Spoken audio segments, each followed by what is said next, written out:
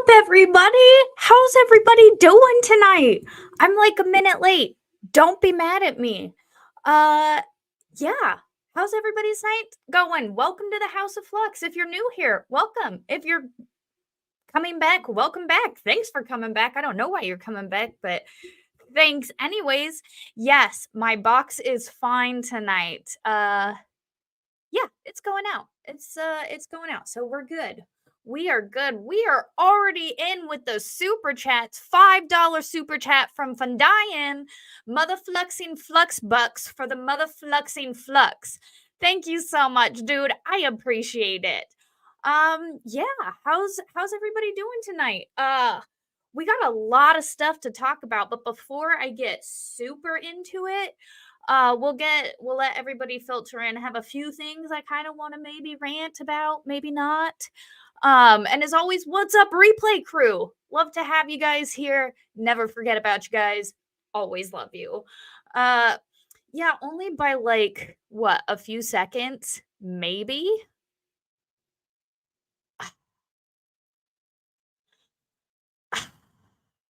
What's up, excited utterance in the house? Hey, about to take off in a jet plane. Pray I come back. Oh, hell yes, woman. Yes, be safe on that jet plane. Going anywhere fun? I hope so. Maybe vacation. Paul,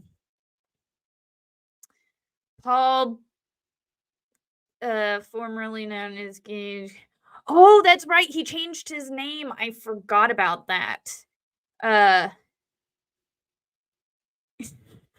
I'll have to look into that. I haven't seen much about that. Give me 1 second. I want to make sure my camera seemed to be a bit off. How's that? I think that's better. That's better. But we'll have to talk about that at a later date. Because I know he changed his name, but I know he's trying to sue everybody and all that stuff. But did any of you guys see the interview with Donald Trump and Kristen Welker at NBC News? That was a fantastic interview.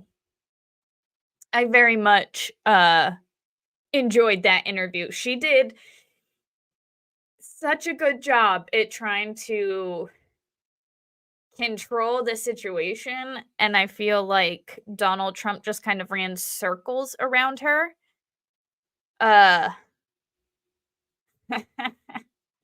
Got nailed, like, shot again? I'm gonna have to look that up. Hang on 1 second. I'm gonna see. I feel like that might be better. I feel like that other one was washing me out just a little bit. We'll see. Oh, that's a little better. But yeah, uh, he kind of ran circles around her. It was a very entertaining interview, and with as much as she's like, okay, but what's up? We got Chandler Remington in the house. What's up, girl? How you doing? How's life? I hope everything is good. It's good to have you here. Chandler's my friend, guys. Go subscribe to her too, because she's awesome. But yeah, so in this interview, she talked like, they talk about what he would do as president, what he wouldn't do, pardons, but just pretty much all the main talking points. And it was extremely funny because she was like, "You would do this, wouldn't you? Oh, you would do this, wouldn't you?" And he's like, "No, I wouldn't do that. Oh, but you would do this. Oh, but and no, why would I do?" Oh, it was awesome. I recommend that for a watch. It's 10 out of 10 good. Oh, happy to see my face. I'm happy. I saw your face today during the OJ. So I was happy to see your face too. Um but yeah, I highly recommend everybody check out Donald Trump. How's the layout? You guys like the layout? I kind of tried to try something new.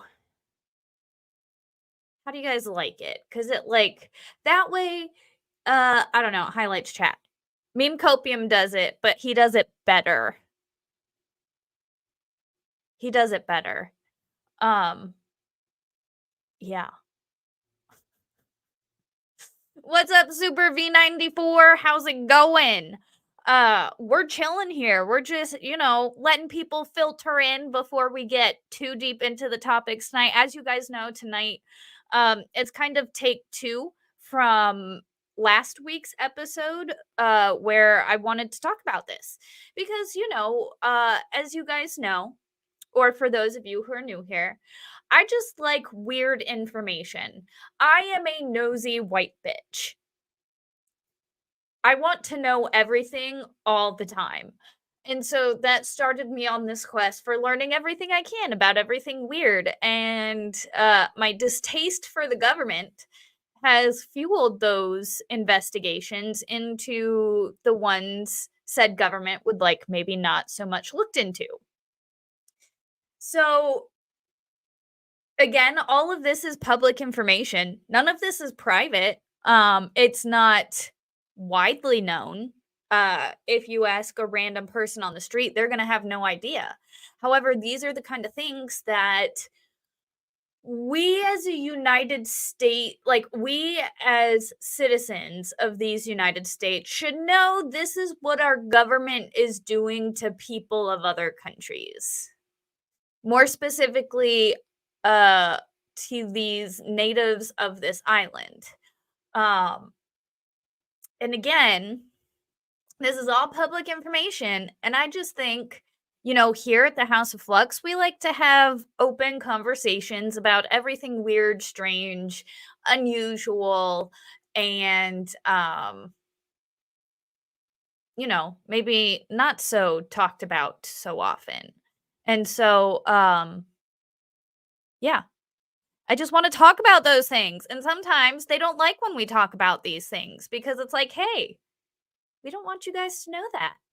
And it's like, well, yeah, that's why we're talking about it, because maybe we should know about it because we're kind of paying for this as citizens and taxpayers. This is kind of where our tax dollars are going, and maybe we should start asking for receipts more. Because again, the government has no power but that what we give them. But that which we give them? Either way, they ain't got shit but what we the people allow them to have, and we are allowing far too much. That being said, um you're watching me on 2 times speed. It's fun. Oh my god. Oh, for those of you who are also curious, speaking of weird facts, watch backward speech. Like, look at some videos in backward speech. It's kind of interesting and weird. I watched one of my videos backwards the other night. It was actually pretty comical, and I sound like I'm speaking German. It straight up sounds German. It's weird. But look up backward speech. It's backwards speech, or I think it was like backwards masking. Either way, it's kind of fun.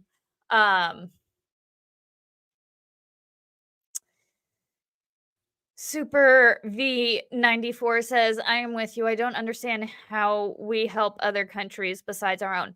Oh, no, no, no. I'm not talking about helping. I'm talking about us forcing natives from their home island so that we can have not so a secret, kind of not so secret base on it. And then when NATO tells the UK and the US, hey, you have to let these guys come back to their island. We're like, nah, we're not going to give them back. We relocate. They had to leave the island, right? Because the UK, I do believe the base is owned by the UK, but the US operates out of it. We're going to watch a video a little bit later. But it's just like, these things. Elephant, in my opinion, I think we should withdraw from the world stage and amen. Amen. I've been preaching for a very long time. We need to stop being the world police. we need to stop, like, the United States cannot be the world police. There's a lot of things we need to stop doing, but, yeah, we need to focus on ourselves, get ourselves right, and then maybe we can lend aid. But we need aid. We need help. We need Jesus. We need help. Are we gonna get help?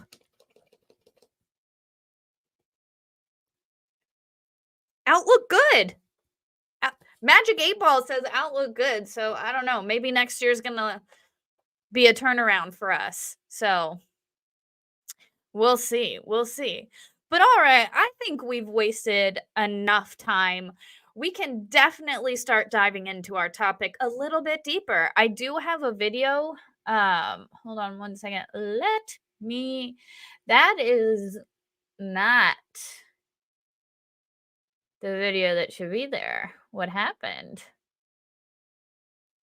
Okay. So, um, let me just pull this up. Let me make sure the sound is not on mute because I want you guys to hear this. And hopefully this gentleman is cool. So I'm going to bring this down. I'm going to go this way, and present my other screen. Where did it go? Boom.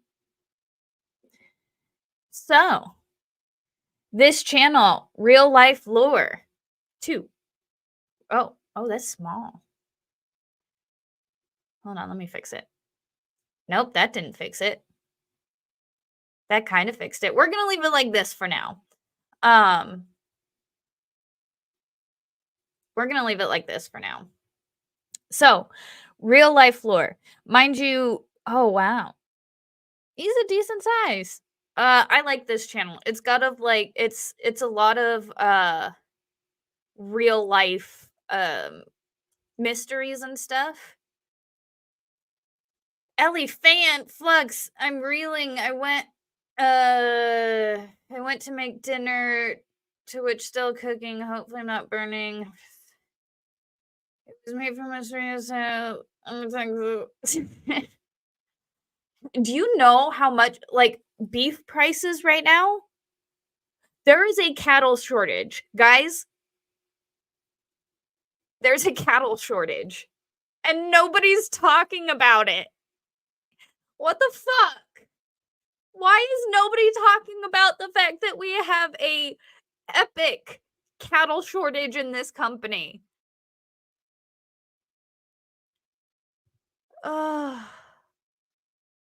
That's why. Because there is a really bad beef shortage in this country. But that's the thing. They don't have the cows. Like, it's bad. We're like, come winter, we're gonna be in for a hard winter because a lot of us were talking about this back, I think, last year, early this year. Like, the feed was all messed up. It was like, yeah, we're all too fat. Oh my god. So we all know this COVID shit is coming back around, right? Like, it's coming back around. It's gonna get bad. The whole new election variant is about to hit us, and it's gonna be rough. It's gonna like, leave my cows alone. Either the aliens are taking them.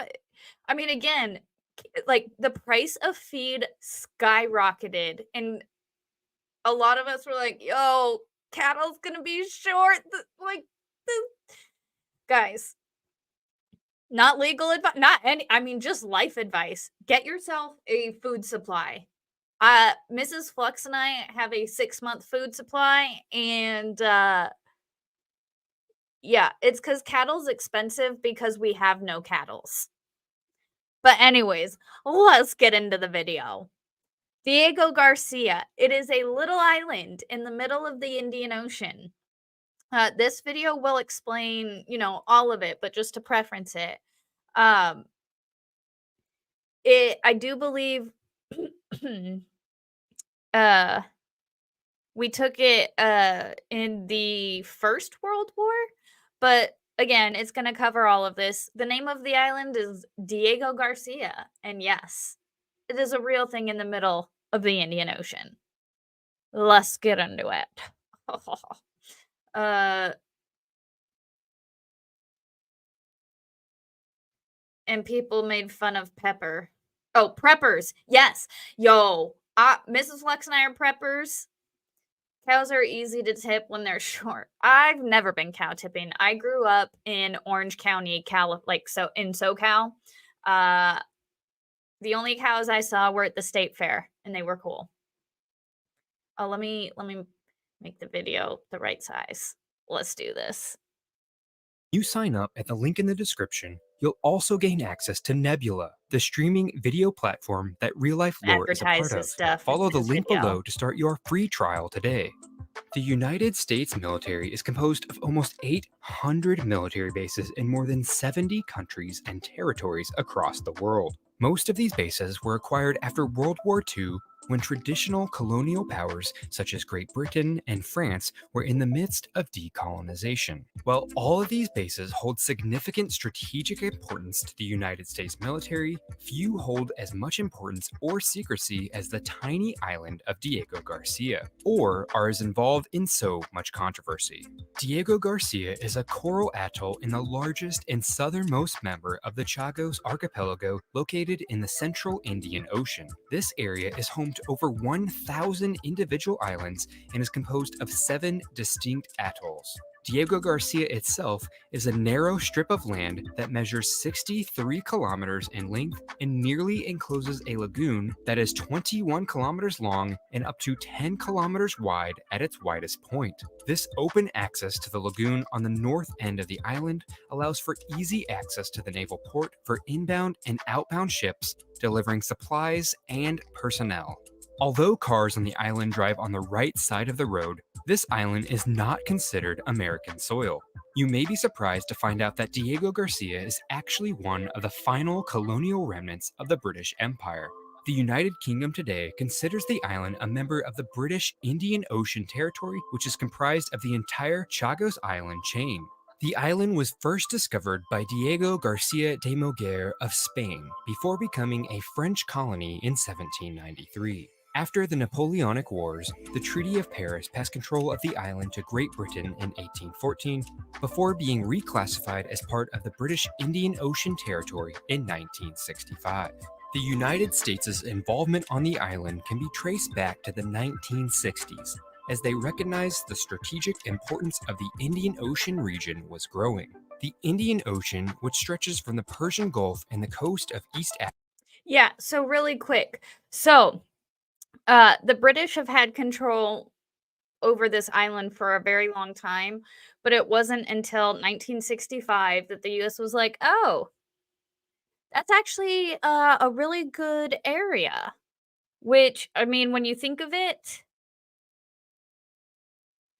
I mean, it would suck to be stationed there. That's all I'm going to say. Africa to the Malay archipelago and the shores of Australia covers more than 70 million square kilometers. Today, the nations that border this ocean make up roughly 1/3 of the world's population. Not to mention the fact that these countries are extremely rich in natural resources, as this geographical space contains roughly 62% of the world's proven oil reserves, 35% of its gas, 40% of its gold, 60% of its uranium, and 80% of all the world's diamonds. The Indian Ocean also contains some of the world's most important shipping lanes. Most notably, it is a key transit route for oil from the Persian Gulf to reach consumers around the world. 20% of the world's oil supply and 93% of oil exported from the Persian Gulf transits by tanker through the Strait of Hormuz and off through the Suez Canal. Translation, it would be so stupid not to put something there to be on the know of all of that. Yeah. Now, around the Cape of Good Hope, or somewhere east towards Asia. As the British decided to withdraw from major military bases east of the Suez by 1971, there was great fear of a power vacuum of sorts developing within the Indian Ocean. At the same time, the Cold War was already underway, and an increased Soviet presence was already being felt in East Africa and the Gulf of Aden regions.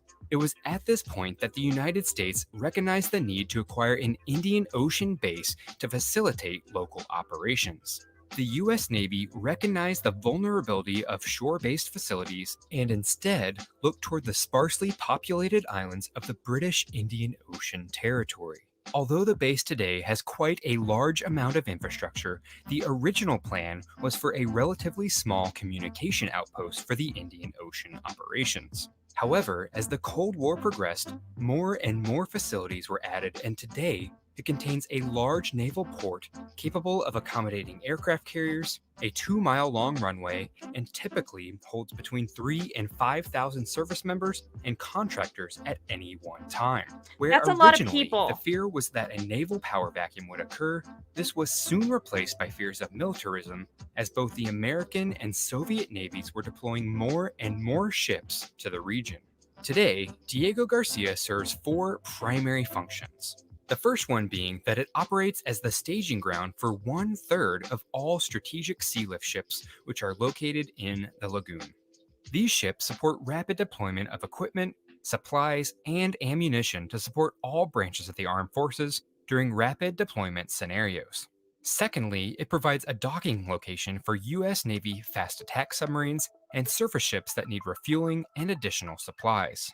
Next, Diego Garcia's airfield supports tactical and long range aircraft that have heavily supported military campaigns in both Iraq and Afghanistan. And lastly, it supports the U.S. military worldwide communication effort within the Indian Ocean region. Entry into Diego Garcia is extremely limited and for authorized visitors only.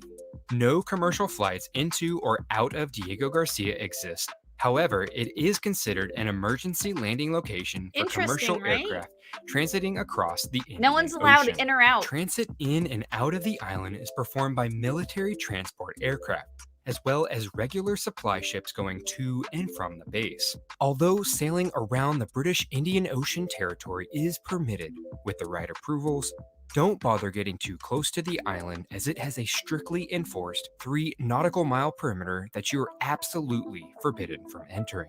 Since Okay.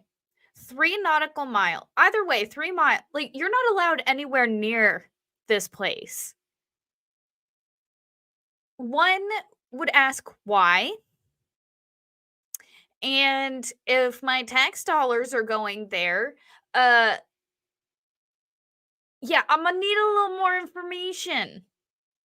Since the island is owned by the British, there are British representatives that are there responsible for law and order on the island, including British customs personnel for entering and exiting the island, Royal Overseas Police officers, and a contingency of Royal Marines who patrol and protect the entire British Indian Ocean territory. Although the island has provided the United States military with extensive access to the Indian Ocean, it is not without controversy. Here we Before go. the US and UK involvement with the island, a group of indigenous inhabitants occupied Diego Garcia known as the Jagosians. The origins of these people date back to when France controlled the island in the 18th century, when the island's first inhabitants were enslaved and shipped from Madagascar and Mozambique to work on native coconut plantations owned by the French. Despite this, however, the Chagosians developed a pleasant lifestyle, their own version of the Creole language, and generally led a very peaceful way of life. However, in 1967, that peaceful way of life began to be torn apart by imposing plans from the US and the UK.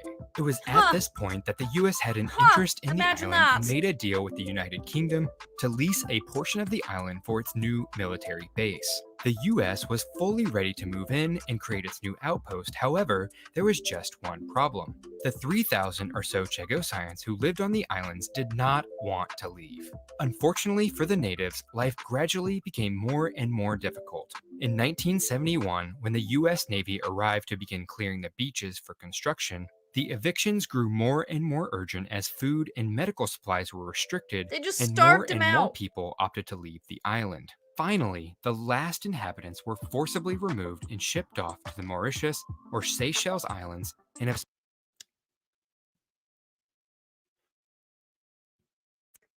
Forcefully removed from their home. That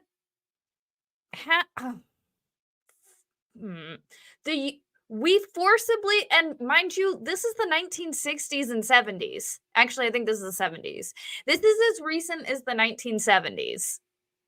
Let's listen to that one more time. shipped off to the Mauritius or Seychelles Islands and have spent the last 5 decades battling. Last There we go. inhabitants were forcibly removed and There it shipped is. off to the Mauritius or Seychelles Islands and have spent the last 5 decades battling the British and US government for the right to return. Last year in May, the United Kingdom received what can be compared to official eviction orders to leave the island. Here it In a is. United Nations General Assembly vote calling for the return of the island to the Chagosians, the US and British were on the losing side of a 116-6 vote, with only Hungary, Israel, Australia, and the Maldives joining their side. The ruling by the United Nations is not legally binding and up until this point has been completely ignored by both Britain and the United States. Despite no action being taken, The United Nations was like, y'all, give them back their island. And we were pretty much like, nah, they can't have their island. Like, this is our island now. We own it. Well, the UK owns it, and we rent it out. Like, I love how this is like one of the most, you can see this is one of the most watched parts, because it's like, yeah, we're just pretty much like, screw the United Nations.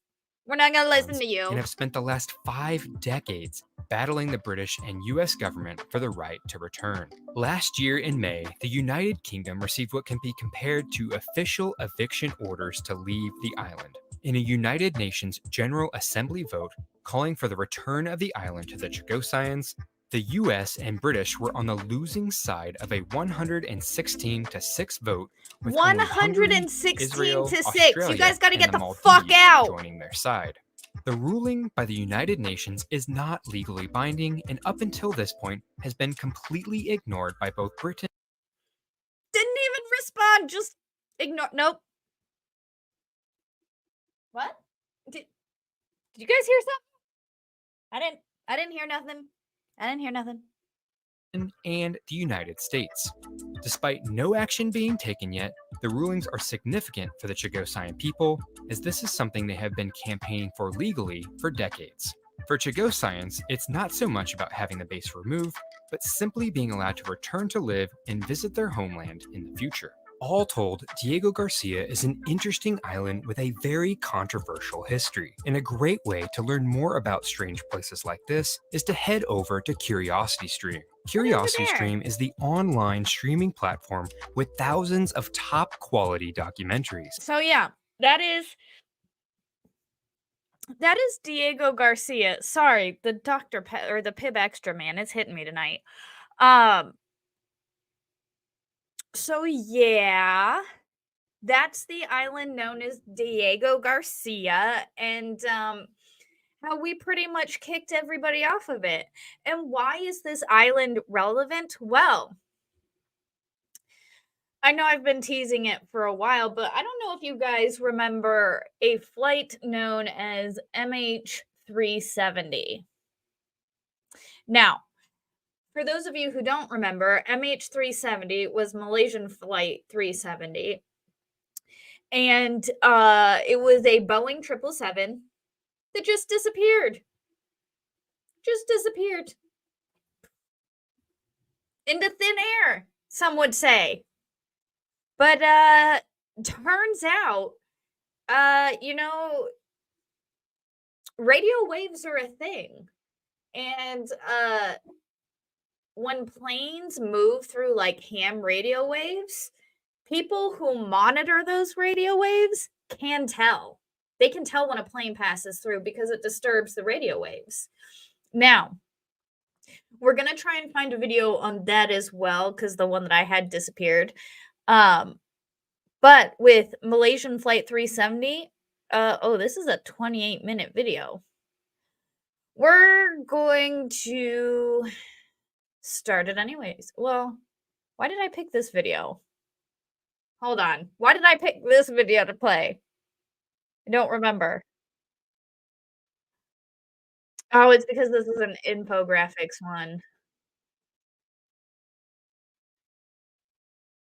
Okay, well, while I try and pull up this video, um, I'll tell you guys so anyways, ham radios.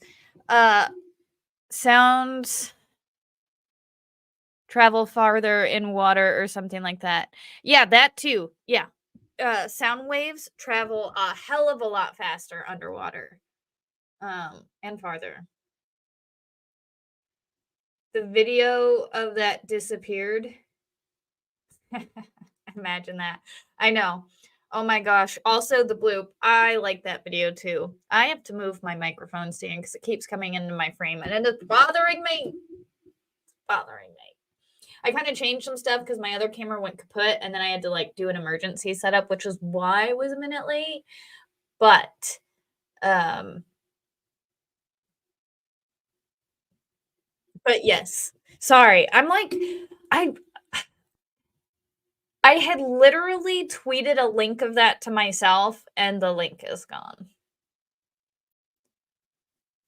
I'm just glad I was able to do at least a little bit on MH or on Diego Garcia because all for those of us who have been following this for day one, we're like it disappeared. It didn't disappear. It's one of those where like a whole ass a whole ass Boeing 777 does not just disappear with no fucking trace. Excuse my language. It doesn't do it. It doesn't do it. It just and so once they started the investigation, they found I have to go see because I'm pretty sure it was the co-pilot, but one of the videos I watched the other day said it was the pilot and it kind of confused me. So I'm pretty sure it was the co-pilot, but you have to double check me on that one. What am I sharing? Why do I have there we go. I'm gonna do that again. Oh, and because that also reminds me $2 super chat from Unhung Hero. Thank you so much. I did see this and then I had to go back and look at it. Thank you so much. Oh, I need to put the layout back to the way it was. There. That's the layout I want. Boom. For now. Thank you so much for the $2 super chat. Glad to see you got your box looked at. Yes.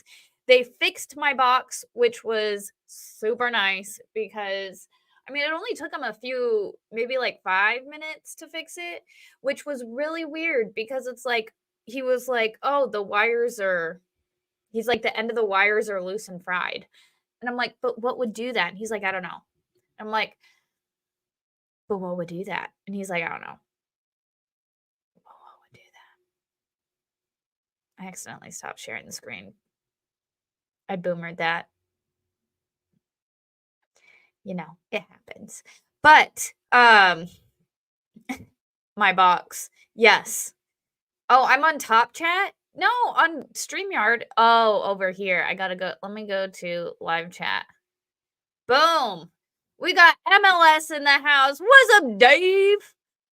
Yes, my internet box got fried last week because they didn't want me talking about this. But because I didn't make the title so obvious, I think it was fine this time. But with MH370, there were a lot of issues wherein they weren't really tracking it in the sense that they were really tracking it. And then they decided to like it was really weird. So the back to where I was before and I trailed off like I always do. The co-pilot, he had a flight simulator at his house, right?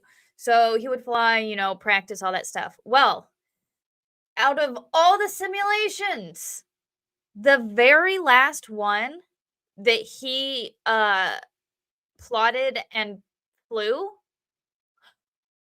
was into the middle of the Indian Ocean.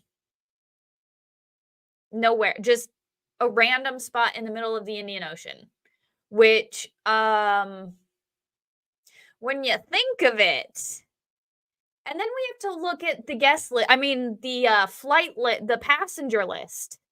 I almost said guest list, and they became guests.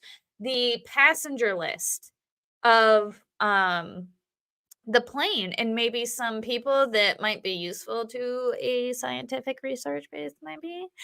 But we all saw that island is more than capable of handling a Boeing 777. So, who was on the plane? I need to find the list, but there were a few people, a few scientists, to my recollection, that they were pretty prominent. And it was unfortunate that they were to disappear. And there's something else I need to look into because zip plane. There's something. Don't forget that engine transmitted data via satellite through the. Yes. Yes. And see, again, this is something I have to research a little further into, but I'm pretty sure somebody from the plane posted somewhere on social media 10 days after the fact. How do you post 10 days after the fact if you're not there?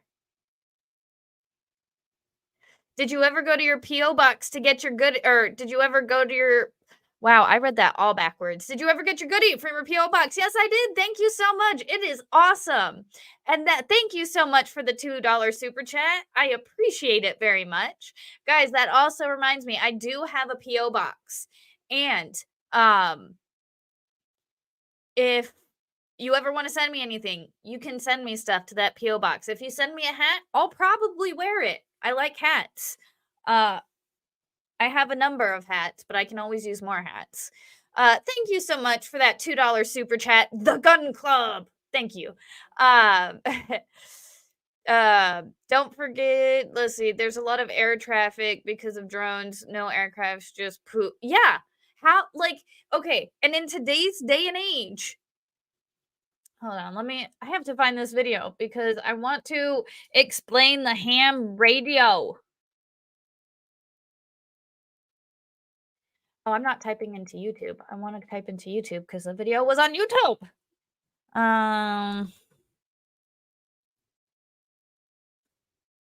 There we go. And guys, so why I'm talking about all of this is because last week some reports were confirmed that this ham radio wave stuff, that's actually real.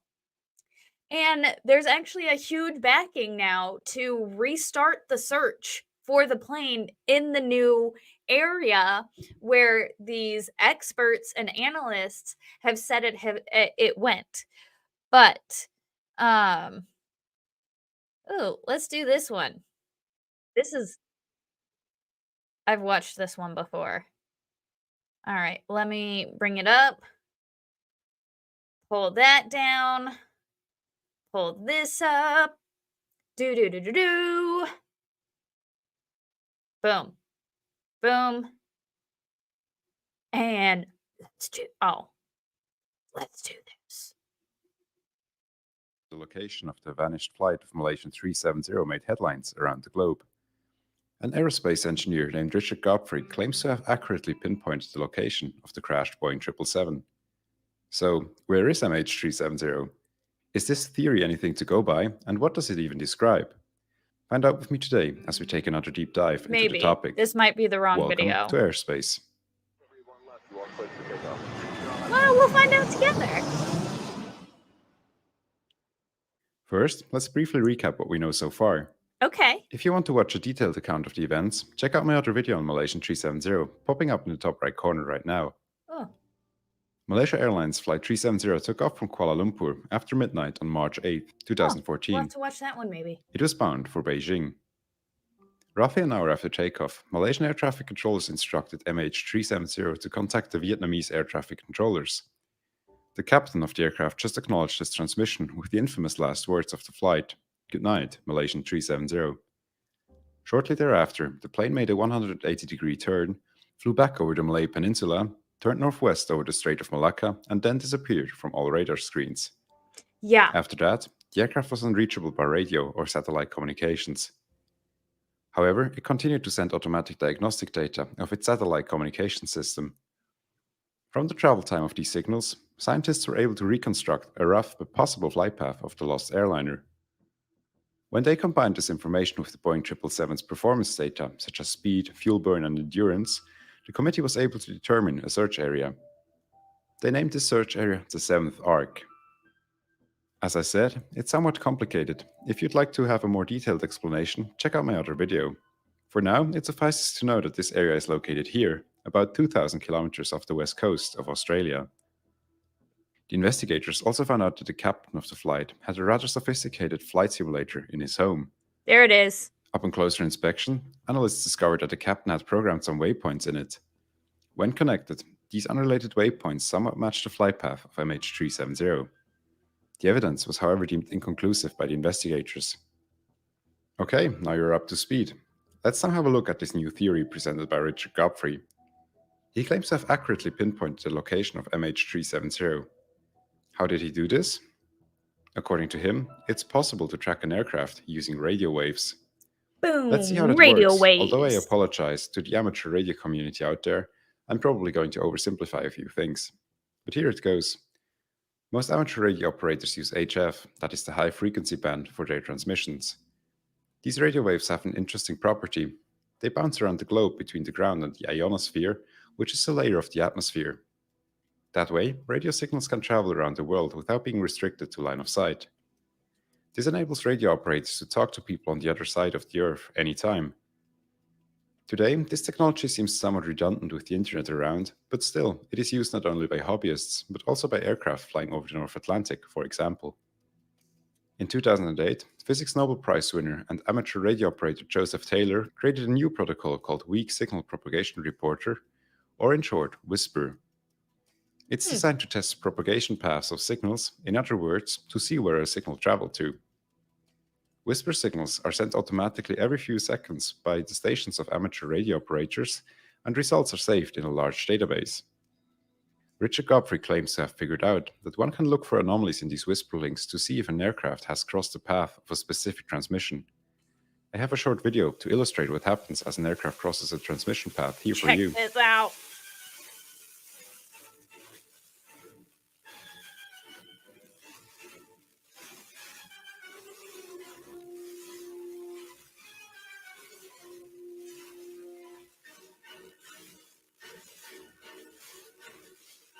You can see, right? You can see the disturbance.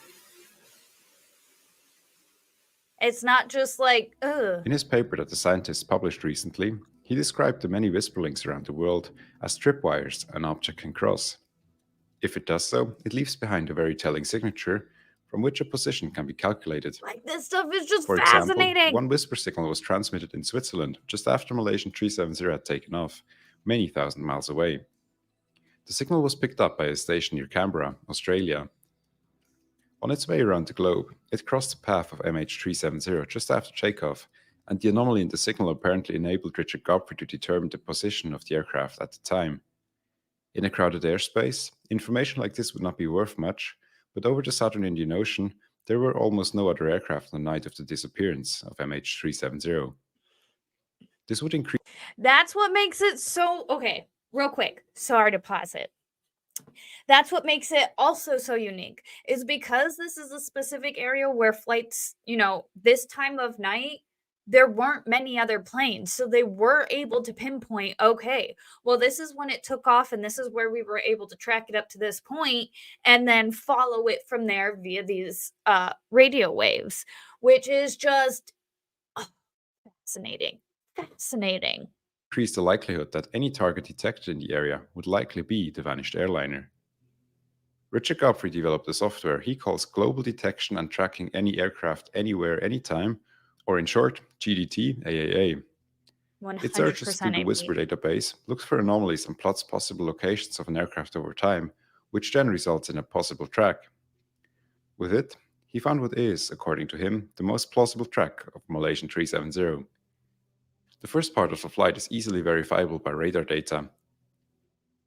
After the aircraft disappeared from radar screens at the Strait of Malacca, it took several turns, bringing it off the west coast of Sumatra, where it performed something that resembles a holding pattern, but much larger. The aircraft then Interesting. turned southwest and headed for Sorry, the point RIP where the headphone airspaces users. of Indonesia, Sri Lanka, and Australia meet. It then turned southeast. On this track, the plane would have reached the airport of Geraldton on the west coast of Australia a few hours later. Why Geraldton, a small town with only 37,000 inhabitants? I have no idea. The runway there would have been large enough to accommodate a Boeing 777, however.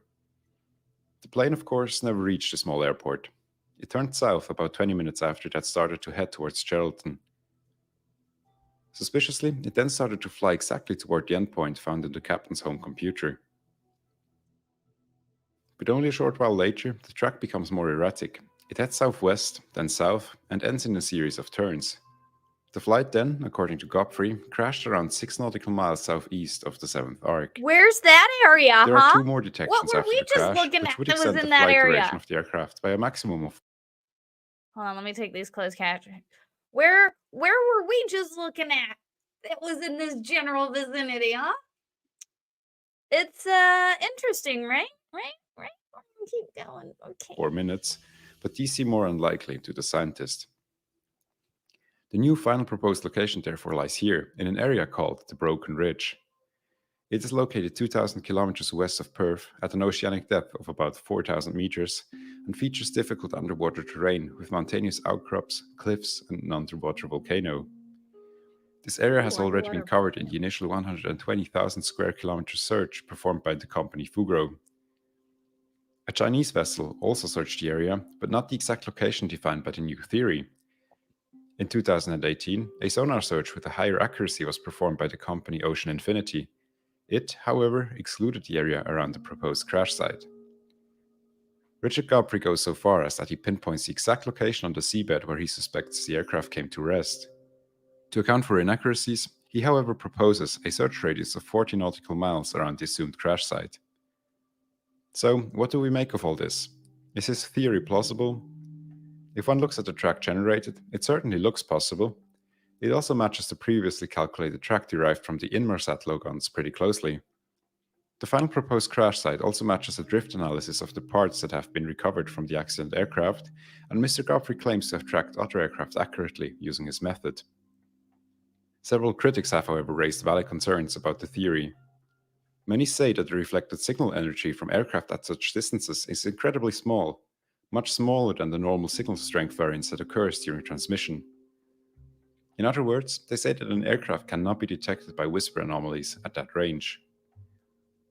Also, Richard Godfrey decided to publish his first paper without specifying his exact methodology, which does currently not enable other scientists to peer review his work. So this was back in He, 2021, however, promised to when share this this information in due theory time. came out.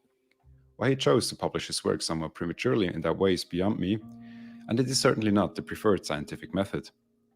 But history is full of technology of which people said that it couldn't be done. I guess we'll have to wait and see. Do let me know what you think about the theory in the comments down below. I'd love to discuss the topic. In the meantime, no new search has been launched, but Richard Godfrey claims to be in contact with the previously mentioned search companies who will be very eager to restart the search. After the last search effort was terminated, the governments involved promised to reinitiate the search should new compelling evidence arise. I'm excited to see whether this theory will qualify as new compelling evidence. If it does, MH370 could be found as early as late 2022, Richard Godfrey claims. Let's see if his theory will prove correct. So If you this liked the video, video, please leave a like and consider let's see, hold subscribing. on. This video was December 3rd, 2021. Fast forward to where is it? 3 weeks ago. Fast forward to 3 weeks ago. And yes, this is Australian news. I like this channel. I like this lady. Sue me. They talk about, yo, Australia news, like, they have fun news stories most of the time. The ones that I see. I'll have to ask Ozzy and see if it's most reports or just the ones that I see. All right. Oh, it's still I'm not sharing the right screen. I should have shared the right screen for you guys. All right, hold on. Let me present this screen because this one has the actual. Boom. All right. Yes. Okay. So this is what I'm talking about. This one was posted 3 weeks ago. Here we go. So really quick, the theory is the co-pilot. The co-pilot. Pirate. Pilot went out to use the bathroom, co-pilot locked him out. Let's go. Lead in the decade-long search for MH370 this morning, with a fresh report now indicating its final resting place could be northwest of Perth. Let's bring in aviation expert Jeff Thomas in Perth. Jeff, thanks so much for your time this morning. Take us through what's detailed in this report. So the report is accumulation of 4 years of research, and the report taps into amateur radio waves which have been stored in an international database since 2009. And when aircraft fly through those radio waves, they disturb them, and that disturbance is recorded. So British aerospace engineer Richard Godfrey and a team of experts have been working, as I said, for 4 years on this report, and they've pinpointed a location about 1,500 kilometres northwest of Perth, where they say the aircraft is, and it's a very small area that they've pinpointed, about 100 kilometres by approximately 90 kilometres. So they've absolutely located where it is, and that's consistent with other studies from the University of Western Australia based on the debris. Yeah, Jeff, we've covered this story extensively on 60 Minutes. I spoke to Richard Godfrey myself last year. I mean, there's so much scepticism around this, but you believe that we should put faith in this report. Look, indeed, Sarah, and 60 Minutes did indeed cover it very well. And there has been some criticism, but this report has now been peer-reviewed by Professor Simon Maskell from the University of Liverpool, and he is now part of the report. Ocean Infinity, the search company that did the search in 2018, they are going to use this as a basis for a new search. So there's a very high level of confidence. As I said, it's been 4 years in the making, been reviewed over and over again, and they're certain that they've located where this aircraft is. And just quickly, Jeffrey, I've spoken to members of those who were on board as well, who were just devastated by what's happened and to not have any answers. Will this bring them somewhat closer to closure? Look, I really do believe it is. That will. I mean, there's been 120 books written about the disappearance of MH370, which have sent the relatives on this ghastly rollercoaster ride. But the relatives are right behind this report, and they are actually going to present it to the Malaysian government this morning. So, I'm really hopeful this will bring closure. Yeah, we need the Malaysian government to act as well, Jeff. Thank you so much for joining us this morning. Over to you, Jeff. So yeah, that was 3 weeks ago. So it's funny because, like I said, I've been tracking this incident since it happened, because y'all know me. I don't like flying. He's terrible. He's terrible. And so when a whole ass Boeing 777 goes missing, yeah, I'm gonna take a little issue. I'm gonna take a little issue with that. And then no debris, no wreckage. And the wreckage that has been found, some would say is questionable.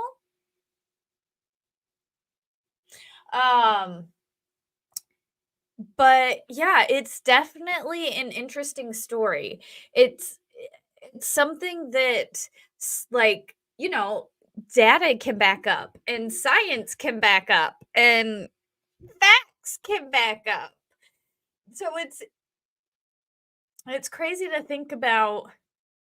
We could probably maybe have answers, but we're probably not going to get answers. But I just also think it's funny that you know, a lot of us are like, hey, maybe it went down to this island. No, it went way over this way. Oh, these radio waves suggest this.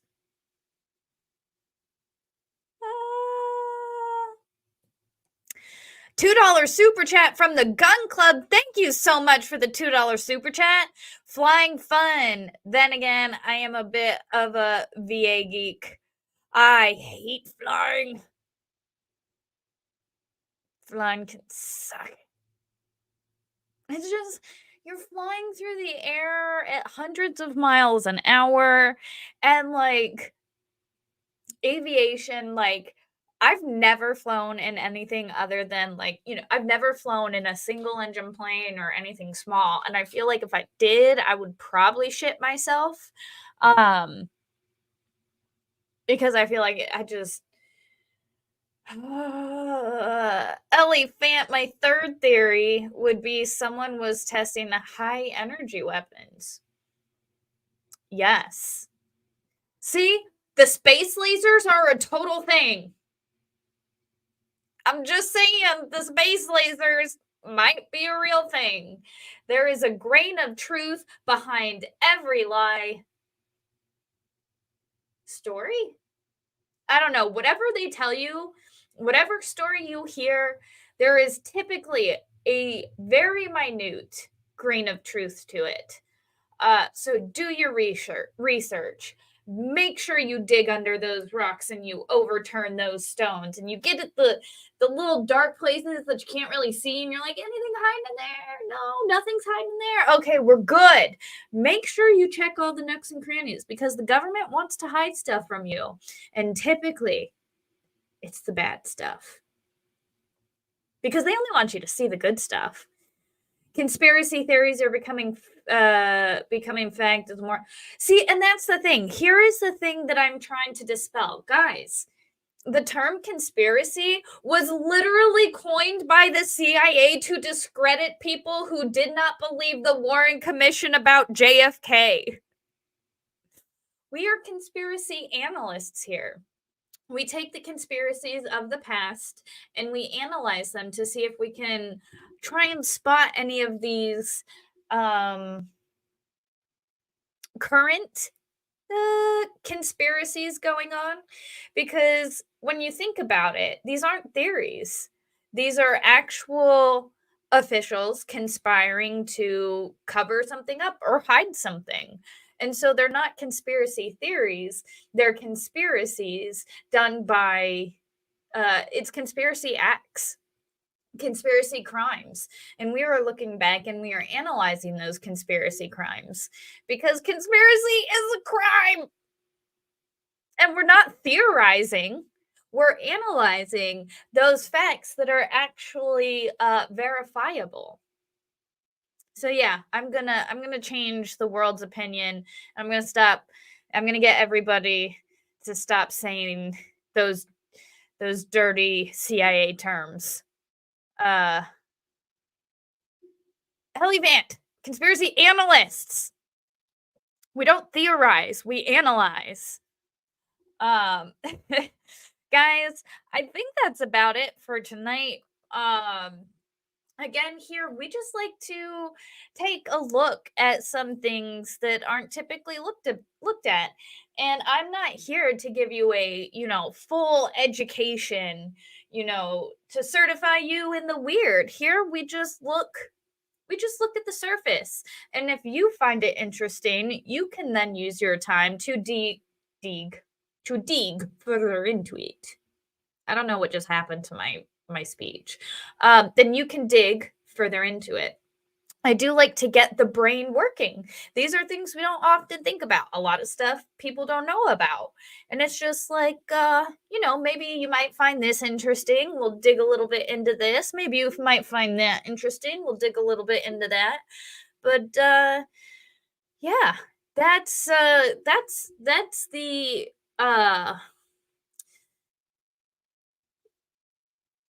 well, this one is a theory.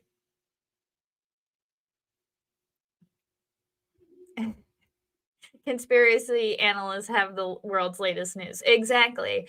See, and here's the thing, the difference between a theory and a fact is typically I can't remember how I put it, but the difference between I don't even know where I was going with that. I used to have a phrase, but I always, theories become facts. This plane is missing. We don't know what happened to it. All we have right now are theories. And until somebody does something to find it, we're never going to know what happened to those over 200 people, correct? Yes. 227 people plus 12 crew members. So like all those people, all those family just vanished without a trace, no closure. And until the government does something, we're never going to know. And theories are all that's going to be around this. And unfortunately, I don't have the money to go looking for it. And I'm pretty sure if I got anywhere close to this area, they would, disappear my airplane or boat as well. So I'm not going to go anywhere near this area. Flux brain farted, pass it on. Yep. Harlan, Remy, thanks for the stream, Flux. You're welcome. You're welcome. I'm glad I can entertain you guys and introduce you to some interesting facts about our government and world history. We're going to call this world history. This is all education here, guys. We're learning about the history of our world, specifically in the Indian Ocean area. I despise our government. Oh my God. Yes, I feel that sentiment with every fiber of my soul. Wait, I don't get credit towards my graduation. No, we 100% are working. We are getting our credentials here. We are getting our detective into the weird universe of this world. So I'm going to say us as detectives into the weird facts of this world, we got to come up with a university because this is educational here. So we're just going to call this, we're now Dick University because we're Mocha Dicks. And no, I can't call it that. You won't let me. We're just going to be the conspiracy university. Conspiracy class where we learn about conspiracies because again, conspiracies are crimes. And typically they're crimes that go unpunished in my opinion. Further and further proof we live in a simulation. Amen. The difference between a theory and a fact is 3 months. Thank you. That's the one I was looking for. Yes, sir. That's the phrase I was looking for. The difference between a theory and a fact is about 3 months. Or in the case of MH370, I unfortunately don't think we will know about this for a long time. I mean, guys, you remember back in the 1960s when a bunch of generals proposed to JFK to kind of like, nuke ourselves, like nuke Florida and then blame the Cubans, and JFK was like, oh, fuck you guys, what the fuck? Yeah, I feel like if we had a president, if somebody brought that to our current president, I don't feel as strongly that he would object as much. So, be vigilant, be wise, always question your surroundings, especially question your government. Be excellent to each other. Guys, I've had a fun night with y'all. Take care, be excellent to each other, and have a great night. I'll see you guys. Oh, come back on Saturday morning for Minecraft morning. I finally did get my farm working. It is awesome. Guys, have an excellent night. Bye.